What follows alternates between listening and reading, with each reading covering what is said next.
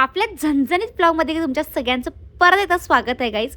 मी exercise करायला लागले की तेव्हापासून माझ्या केसांचं हे हाल व्हायला लागले. जसं की मी हेअर वॉश करून राहिले असं वाटते, पण तो ॲक्च्युली घाम आहे गाईज. एक्सरसाइजमुळे मला भयानक घाम यायला लागला आणि ते कारती चांगलंच आहे. त्याच्यानंतर मी ओट्स वगैरे खाल्लो. आमचं सोम्या गाणी कायम यूट्यूबवर बघून काहीतरी नवीन गोष्टी शिकत असते काय, पण सगळं चांगलं आणि नॉलेजेबल असते त्याचं. सोहम रक्षाबंधनला गिफ्ट करणार. शुभे तू काय करणार? काय म्हणतो, पैशाची राखी बांध मगच तुला गिफ्ट देणार. पैशाचीच बांधतो की बहिणीचं असणं आयुष्यात महत्वाचं असते.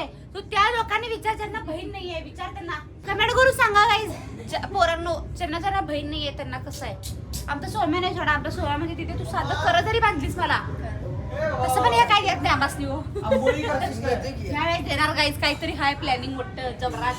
हा पैशाचीच राखी बांधतोय तिथे आपण. पैसे देऊनच राखी होय, बांधतोय. पैसे द्यायचे असतात. 170 150 रुपये राखे आधी सारखं राहिले. 3 रुपये 5 रुपयाला राख्या आला वाटतं शाना. आणि अजून एक विषय तुम्हाला सांगतो, मी माझ्या भावांना पाठवायला लागलो रील की असं हे बहिणीला गिफ्ट कर.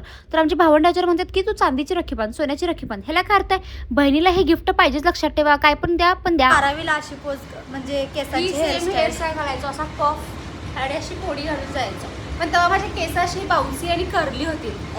आता छान आहे. म्हणजे ती पण हेअरस्टाईल सेम अशी 12वी सारखी सेम दिसते. 12thला मी अशी घालून जायचं पफ. पण ह्याच्यापेक्षा जरा मोठा असायचा. तुझ्याकडे असणार आहे. मी जर मला सापडला तर लावतो गाईज.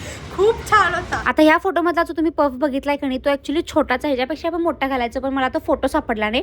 पण हे का करायचं मला तेच कळत झाले. पण तुम्हाला खरं सांगू, ते दिवस होते की ते एकदम नॉस्टॅल्जिक होते. कारण आता आम्हाला किती पण फॅशन सेन्स असू दे किंवा काय वडेवर आम्ही जे काय मॉडर्न वगैरे झालो आता, पण ते ती जी मज्जा होती की नाही 11-12मध्ये, ती आत्ता ह्या लाईफमध्ये नाही आहे. कुठं तर आपण ते बालपण किंवा ती जी एन्जॉय करायची लाईफ होती की ती पूर्ण मागे गेली आणि आता आपण फक्त काम, करिअर हे ह्याच्यातच आहे. सो असा होता माझा आजचा दिवस.